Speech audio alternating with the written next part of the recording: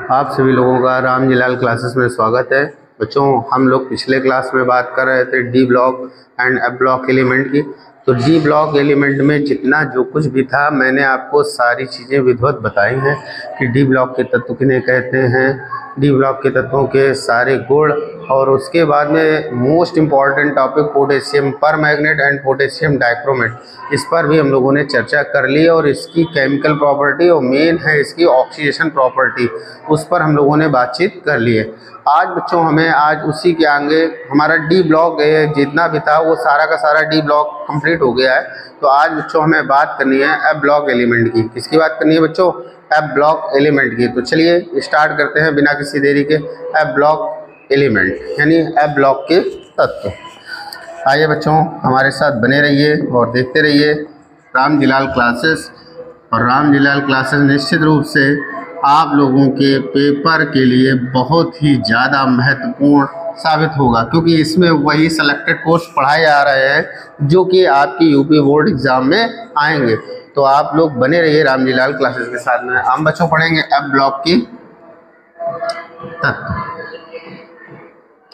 क्या पढ़ेंगे? F block के तत्व।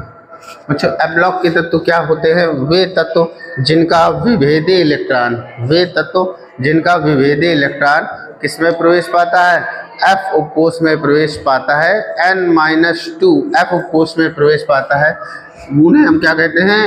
एफ ब्लॉक के तत्व कहते हैं। तो चलिए लिख देते हैं हम वे तत्व जिनका विभेदी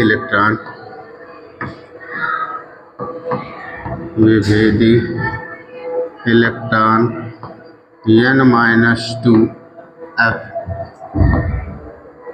उपकोष में प्रवेश पाता है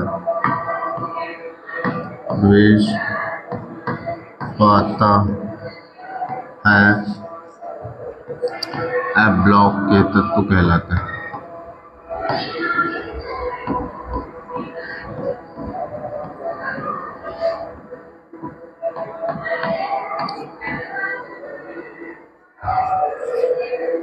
इसमें प्रवेश पाता है n-2 एफ कोश में प्रवेश पाता है। क्या कहलाते हैं बच्चों?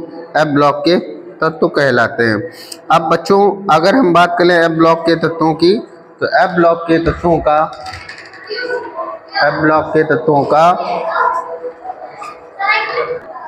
हाँ तो बच्चों इन तत्वों के अंतिम 3 कोष अपूर्ण होते हैं।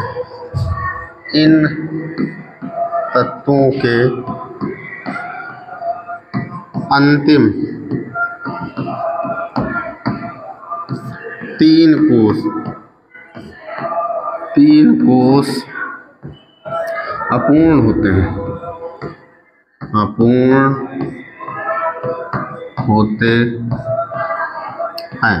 इन तत्वों के अंतिम 3 कोष अपूर्ण होते हैं। ठीक है बच्चों। अच्छा, इनका सामान्य विन्यास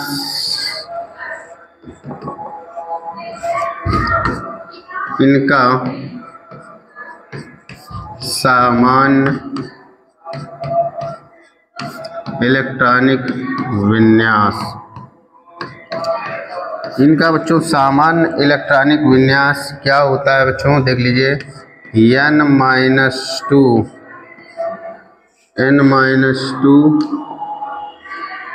s2p6d10 f1 से 14 तक, n-1 s2p6d0 से 1 और ns2 होता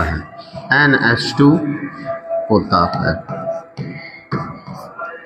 ये हो गया बच्चों एफ ब्लॉक के तत्वों का सामान्य विन्यास। तो बच्चों एफ ब्लॉक के तत्व किन्हें कहते हैं? वे तत्व जिनमें विभेदी इलेक्ट्रॉन n-2 कोष में प्रवेश पाता है एफ ब्लॉक के तत्व कहलाते हैं। इनके अंतिम 3 कोष कैसे होते हैं? अपूर्ण होते हैं, इनका सामान्य विन्यास क्या होता है बच्चों? N-2S2P6D10 F1-14 N-1S2P6D0-1 और NS2 होता है। बच्चों अभी तक ज्ञात जितने भी एफ ब्लॉक के एलिमेंट हैं उन्हें निम्न दो श्रेणियों में बांटा गया। अभी तक ज्ञात एफ ब्लॉक के एलिमेंटों को निम्न दो श्रेणियों में बांटा गया है। कौन सी? एक तो हो गई लैंथेनाइड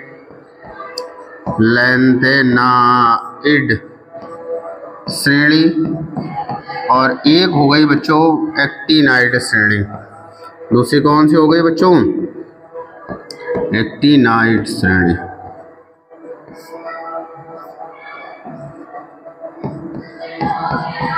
इसको बच्चों हम लोग 4F श्रेणी भी बोलते हैं और इसको हम लोग 5F श्रेणी के नाम से भी जानते हैं। इसमें परमाणु क्रमांक कहाँ से? परमाणु क्रमांक 58 से 71 तक के तत्वों को रखा गया है। इसमें परमाणु क्रमांक कहाँ से? 90 से लेकर 103 तक के तत्वों को रखा गया। तो कुल मिला के इसमें भी 14 तत्व हैं और इसमें भी कितने तत्व हैं? 14 ही तत्व हैं। तो आप समझ लीजिए कि जो एफ ब्लॉक के एलिमेंट होते हैं, एफ ब्लॉक के एलिमेंट में को निम्न दो श्रेणियों में बांटा गया है, लैंथेनाइड और एक्टिनाइड। लैंथेनाइड श्रेणी में परमाणु क्रमांक 58 से लेकर 71 तक के तत्वों को रखा गया है और इसमें बच्चों 190 से लेकर 103 तक के तत्वों को रखा गया है। अब चलिए इसमें से हमें क्या करना है? एक एक श्रेणी के विषय में पढ़ना है। तो चलिए स्टार्ट करते हैं बिना किसी देरी के। लैंथेनाइड श्रेणी। क्या स्टार्ट करते हैं? लैंथेनाइड्स। अब हम लोग बात करेंगे किस पे बात करेंगे? लैंथेनाइड पर। चलिए लैंथेनाइड डाल देते हैं।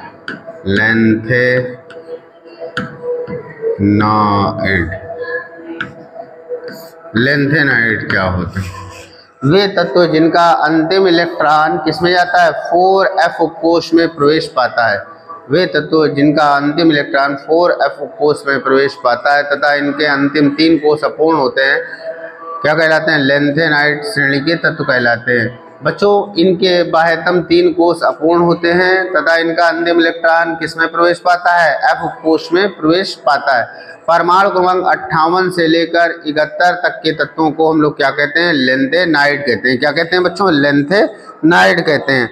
अब बच्चों अगर हम बात करें लैंथेनाइड्स के गुणों की तो हमें इसमें सबसे मोस्ट इम्पॉर्टेंट टॉपिक देखने को मिलता है लैंथेनाइड संकुचन। क्या देखने को मिलता है? लैंथेनाइड संकुचन। बहुत ज़्यादा पेपर में पूछा आने वाला टॉपिक है कि लैंथेनाइड संकुचन से आप क्या समझते हो।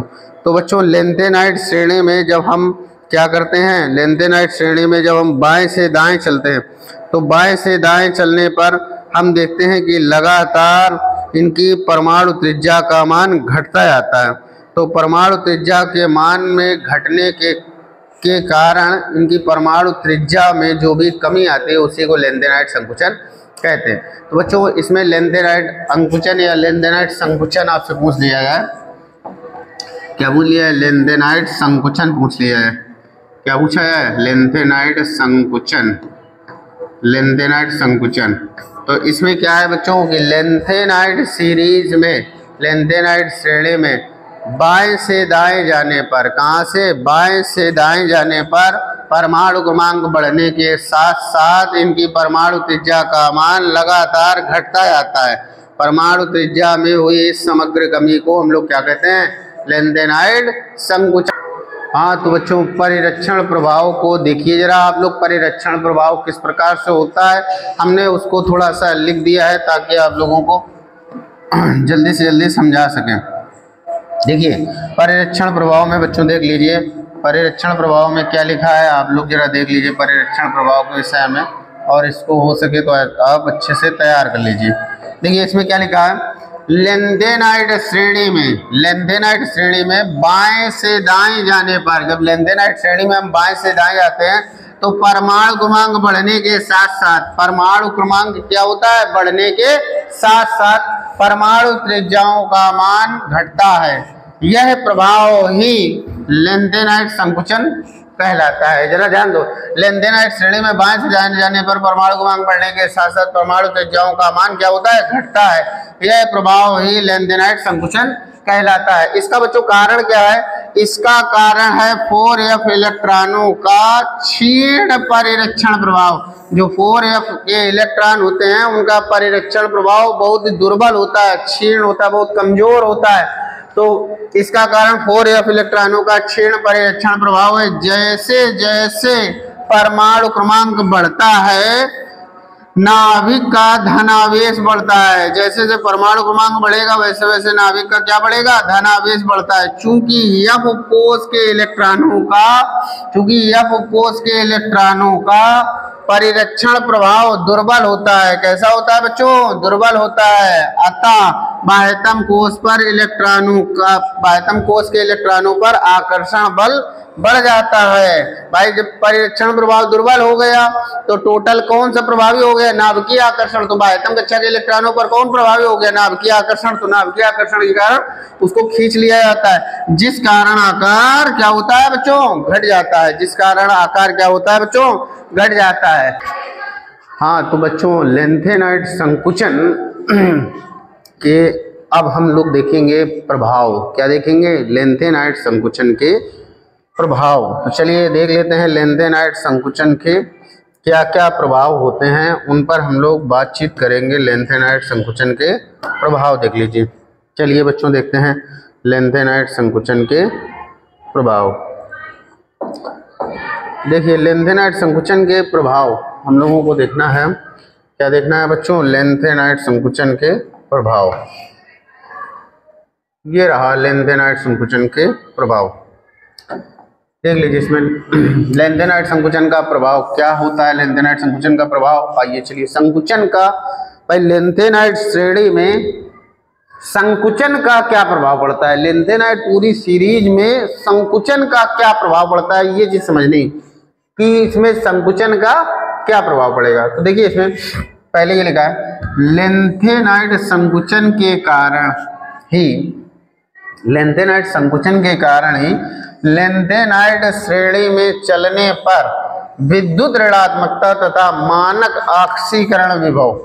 क्या क्या बताया, लेंथेनाइट संकुचन के कारण ही लेंथेनाइट श्रेणी में चलने पर विद्युत ऋणात्मकता तथा मानक ऑक्सीकरण विभव थोड़ा सा कम हो जाता है। क्या होता है, लेंथेनाइट संकुचन होता है जिसके कारण लेंथेनाइट श्रेणी में चलने पर, बाएं से दाएं चलने पर विद्युत ऋणात्मकता और ऑक्सीकरण विभव दोनों ही क्या होते हैं, कम हो जाते हैं। इसके बाद में सेकंड पॉइंट देख लीजिए, लेंथेनाइडों के ऑक्साइडों तथा हाइड्रोक्साइडों, लेंथेनाइडों के ऑक्साइडों तथा हाइड्रोक्साइडों का क्षारीय गुण, लेंथेनाइडों के ऑक्साइडों एवं हाइड्रोक्साइडों, आपको पता है कि धातुएं क्षारीय ऑक्साइड बनाती हैं, तो लेंथेनाइडों के ऑक्साइडों तथा हाइड्रोक्साइडों का क्षारीय गुण LaOH का होल थ्राइस से LuOH का होल थ्राइस तक घटता जाता है। क्या होता है, घटता जाता है। तो इसके बाद में याद रखना, ये प्रश्न भी पूछ दिया जाता है कि LaOH के होल थ्राइस से LuOH के होल थ्राइस तक क्षारीय गुण क्यों घटता है, तो उसका कारण ही लेंथेनाइट संकुचन ही है। अब इसके बाद में अगला नंबर, लेंथेनाइट संकुचन के कारण लेंथेनाइडों के रासायनिक गुण जो होते हैं वो लगभग कैसे हो जाते हैं, समान होते हैं। इसका संकुचन होने के कारण जो लेंथेनाइडों के रासायनिक गुण होते हैं वो कैसे हो जाते हैं बच्चों, वो लगभग समान हो जाते हैं। अब लगभग समान होने से क्या होता है, तो देखिए आगे, रासायनिक गुणों में समानता होने के कारण, इसमें रासायनिक गुणों में समानता होने के कारण इन्हें शुद्ध अवस्था में पृथक करना कठिन है। क्या होता है बच्चों, रासायनिक गुणों में समानता होने के कारण इन्हें शुद्ध अवस्था में पृथक करना बच्चों क्या है, कठिन है। ये याद रखना, क्या होता है, कठिन होता है इन्हें शुद्ध अवस्था में प्राप्त करना। तो ये हो गए बच्चों लेंथेनाइट संकुचन के प्रभाव। तो हम लोगों ने लेंथेनाइट संकुचन क्या होता है इस पर भी बात कर ली, और लेंथेनाइड संकुचन के प्रभाव पर भी बात कर ली। अब बच्चों हम लोग चलते हैं आगे। नेक्स्ट है हमारा ऑक्सीकरण अवस्था। तो बच्चों ऑक्सीकरण अवस्था की अगर बात की जाए तो जो लेंथेनाइड होते हैं, लेंथेनाइड की सबसे स्थायी ऑक्सीकरण अवस्था कितनी होती है? +3। लेंथेनाइडों की सबसे स्थायी ऑक्सीकरण अवस्था कितनी होती है? +3 होती है। कितनी होती है? +3 होती है। परंतु कुछ तत्व ऐसे भी हैं लेंथेनाइड में जिनकी ऑक्सीकरण संख्या स्थायी रूप से +2 तथा +4 भी होती है। तो याद रखना कि लेंथेनाइडों की सबसे स्थायी ऑक्सीकरण अवस्था कितनी होती है बच्चों?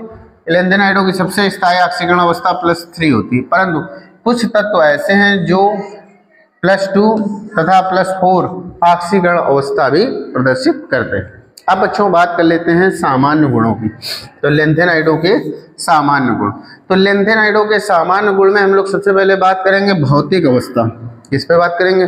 भौतिक अवस्था पे। तो जितने भी लेंथेनाइड होते हैं, अधिकांश लेंथेनाइड सिल्वर जैसे सफेद चमकदार होते हैं। तो लिख सकते हैं इसमें अधिकांश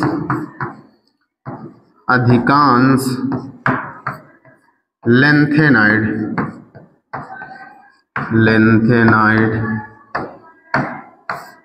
सिल्वर जैसी चमकदार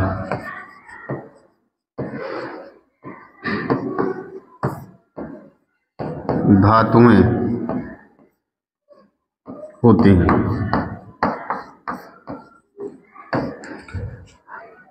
बच्चों अगर हम बात कर लें इनके भौतिक गुणों की, तो भौतिक गुण में हम लोग ये देखते हैं कि जो अधिकांश लेंथेनाइड जो होते हैं वो कैसे होते हैं? सिल्वर जैसी, कैसे होते हैं? सिल्वर जैसी चमकदार धातुएं होती हैं।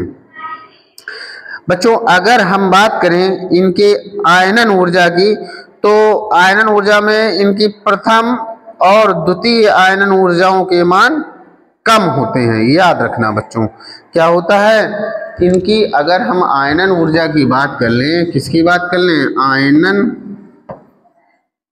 ऊर्जा की। किसकी बात कर लें? आयनन ऊर्जा की। तो याद रखना आयनन ऊर्जा में इनकी प्रथम व द्वितीय आयनन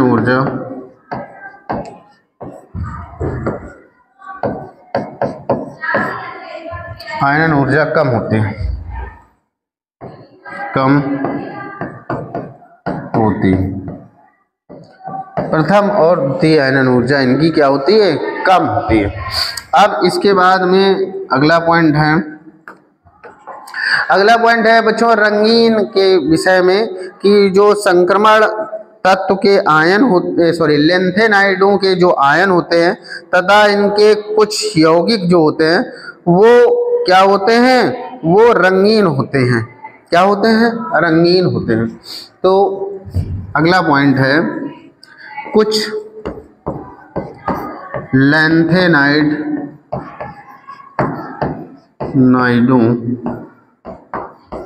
के आयन व यौगिक कैसे होते हैं? रंगीन होते हैं।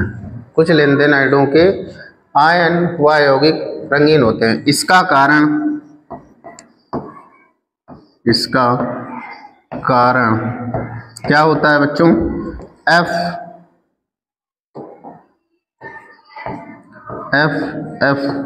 संक्रमण होता है।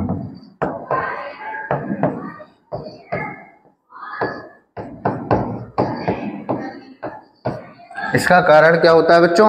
एफ संक्रमण होता है, ये याद रखना। अब बच्चों हम लोग बात कर लेते हैं इनकी रासायनिक क्रियाशीलता की। किसकी बात कर लेते हैं? रासायनिक क्रियाशीलता की। चलिए देख लेते हैं, हेडिंग डाल लीजिए आप लोग, रासायनिक क्रियाशीलता।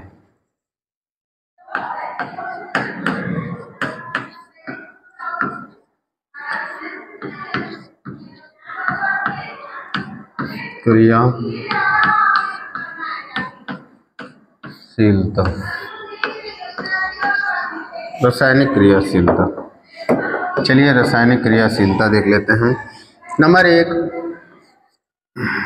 ये सभी धातुएं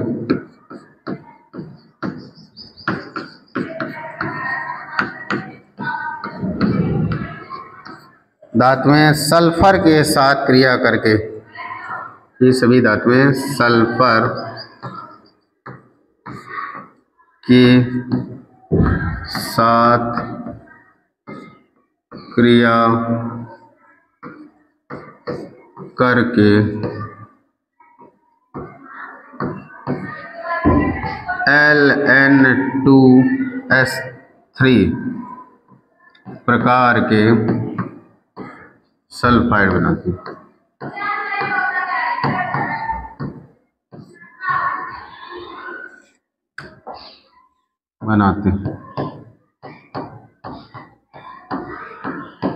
ठीक है। सेकंड नंबर, ये सभी धातुएं तनु अम्लों से क्रिया करके, ये सभी धातुएं तनु अम्लों से क्रिया करके हाइड्रोजन निकालती, हाइड्रोजन गैस निकालती।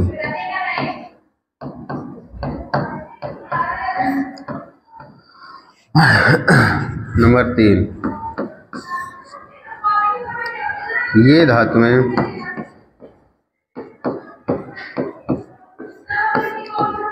हैलोजन से क्रिया करके Lnx3 प्रकार के हैलाइड बनाती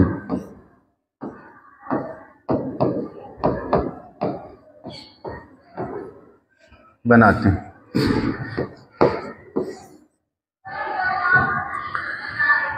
ये सभी धातुएं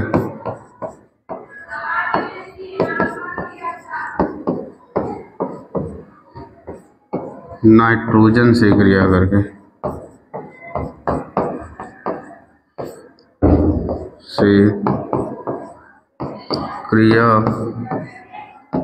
करके Ln प्रकार के नाइट्राइड बनाते हैं।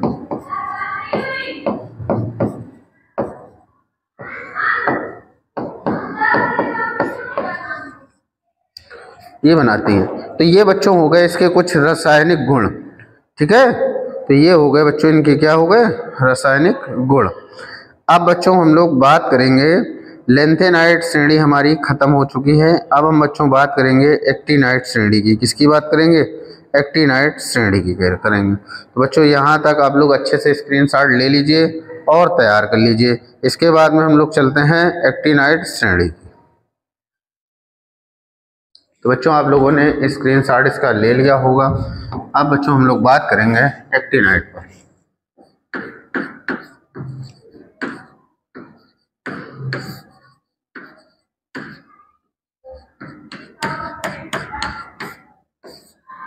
इसे या 5F श्रेणी, इस श्रेणी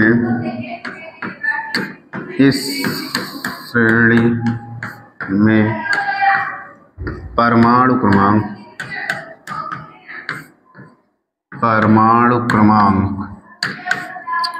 90 से 103 तक के तत्वों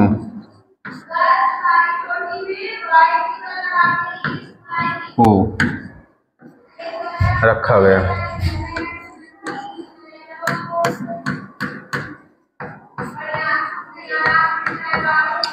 इस श्रेणी में परमाणु क्रमांक 90 से लेकर 103 तक के तत्वों को रखा गया है। इनका जो अंतिम इलेक्ट्रॉन होता है वो 5f कोश में प्रवेश पाता है। इनका विभेदी इलेक्ट्रॉन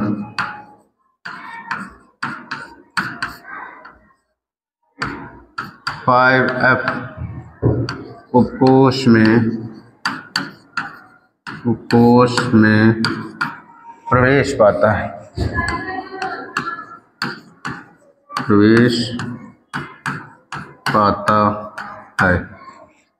ठीक है बच्चों, इतना आप लोग नोट करिए। फिर इसके बाद में हम लोग आगे बात करते हैं इनके इलेक्ट्रॉनिक विन्यास की। तो बच्चों इनका जो सामान्य इलेक्ट्रॉनिक विन्यास होता है, सामान्य इलेक्ट्रॉनिक विन्यास इनका क्या होता है, आइए चलिए इस पर हम लोग बातचीत कर लेते हैं। इलेक्ट्रॉनिक विन्यास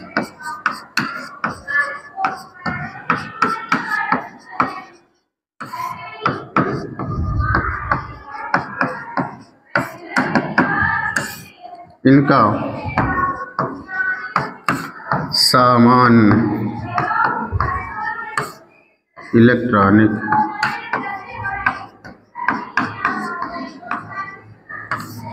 विन्यास, इनका सामान्य इलेक्ट्रॉनिक विन्यास बच्चों क्या होता है, 5f1-14 6d 0-2 एंड 7s2 होता है। इनका सामान्य इलेक्ट्रॉनिक विन्यास कितना होता है बच्चों, इनका सामान्य इलेक्ट्रॉनिक विन्यास होता है 5f1-14 6d 0-2 एंड 7s2 होता है। बच्चों अब हम बात कर ले रहे हैं एक्टिनाइड संकुचन। एक्टिनाइड संकुचन की बात कर लेते हैं। तो चलिए इसी क्रम में हम लोग आगे देख लेते हैं एक्टिनाइड संकुचन। एक्टिनाइड संकुचन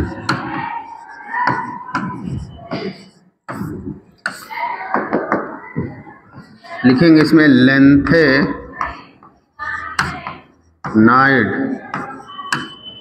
संकुचन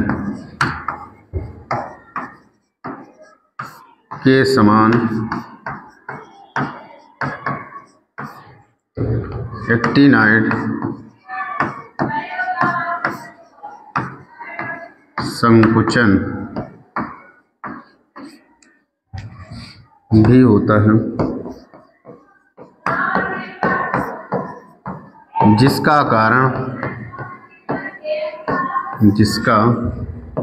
कारण 5f इलेक्ट्रॉनों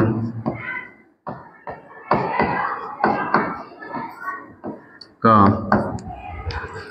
दुर्बल परिरक्षण प्रभाव है।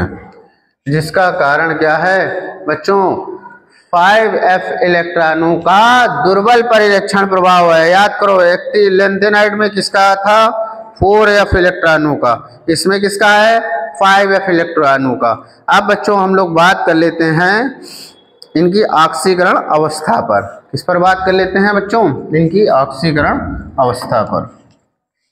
तो नेक्स्ट हेडिंग हमारी पड़ेगी, कौन सी पड़ेगी, ऑक्सीकरण अवस्था। ऑक्सीकरण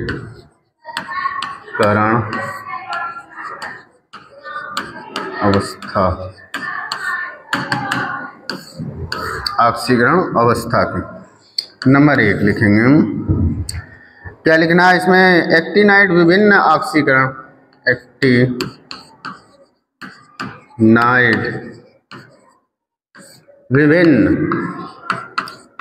विभिन्न ऑक्सीकरण अवस्था, ऑक्सीकरण अवस्था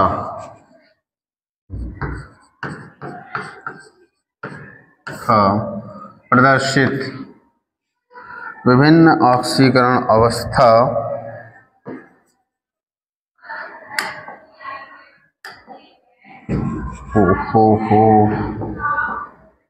विभिन्न ऑक्सीकरण अवस्था कौन कौन सी? +3, +4, +5, +6, +7 प्रदर्शित करते हैं, प्रदर्शित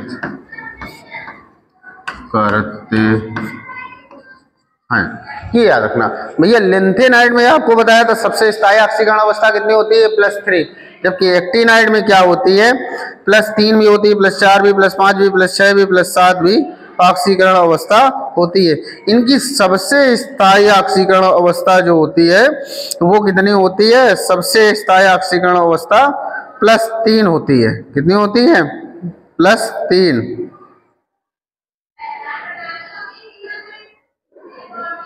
तो लिख दे रहे हैं इनकी सबसे अधिक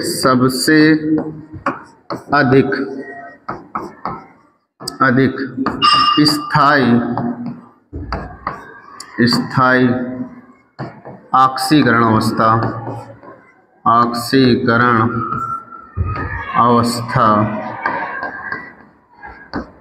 कितनी होती है? +3 होती है, +3 होती है। ये हो गई बच्चों इनकी ऑक्सीकरण अवस्था पर हम लोगों ने चर्चा कर ली। अब बच्चों हम लोग बात करेंगे कि इनके भौतिक गुण अगर हम लोग थोड़ा सा जान लें, मतलब सामान्य गुण। चलिए अब हम लोग जानते हैं, क्या जानते हैं? इनके सामान्य गुण।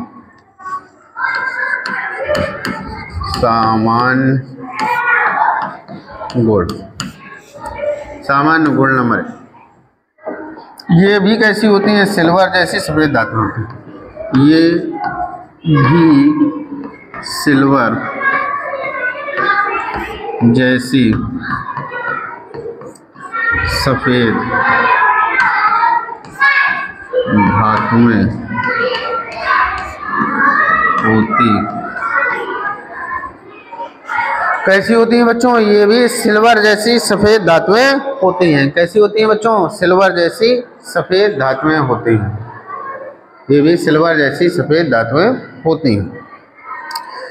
अगर बच्चों बात कर ले चुंबकीय गुण की, तो चुंबकीय गुण में देख लीजिए जरा। चुंबकीय गुण नंबर 2, चुंबकीय गुण।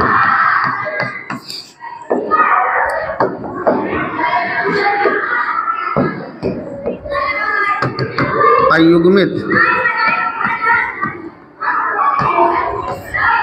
इलेक्ट्रॉन वाले एक्टिनाइड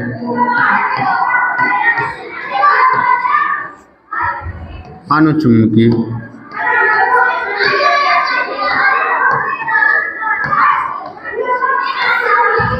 गुण प्रदर्शित करते हैं।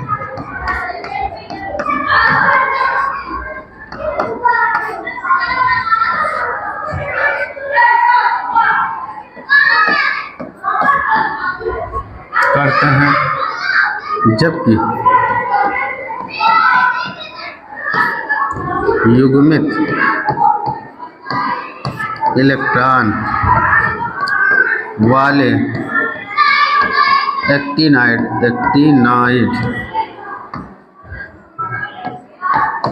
प्रतिचुंबकीय गुण प्रदर्शित करते हैं। गुण प्रदर्शित करते हैं। तो ये बात हो गई बच्चों चुंबकीय गुण की। किसकी बात हो गई बच्चों? चुंबकीय गुण की। अब बच्चों चुंबकीय गुण के बाद में अगर हम बात करें इनकी क्रियाशीलता की, इसकी बात करें क्रियाशीलता की। हाँ तो बच्चों रासायनिक क्रियाशीलता की बात करनी है तो सभी एक्टिनाइड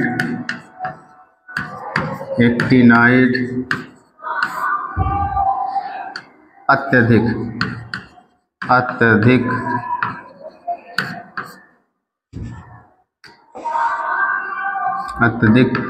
क्रियाशील धातुएं होती हैं,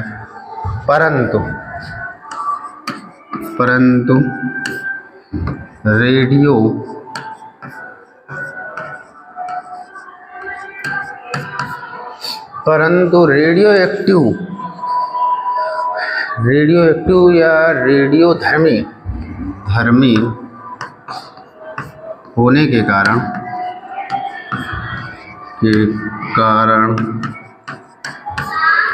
इनकी अधिक रासायनिक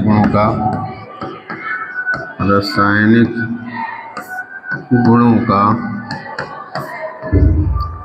अध्ययन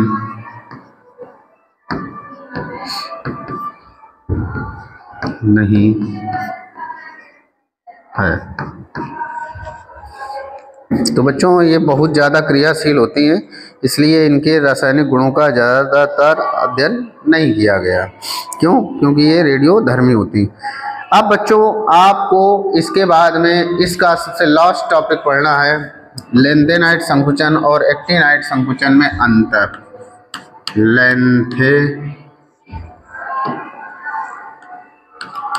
लेंथेनाइट संकुचन और एक्टिनाइट संकुचन में अंतर। लेंथेनाइट संकुचन और एक्टिनाइट संकुचन में अंतर। एक्टिनाइट संकुचन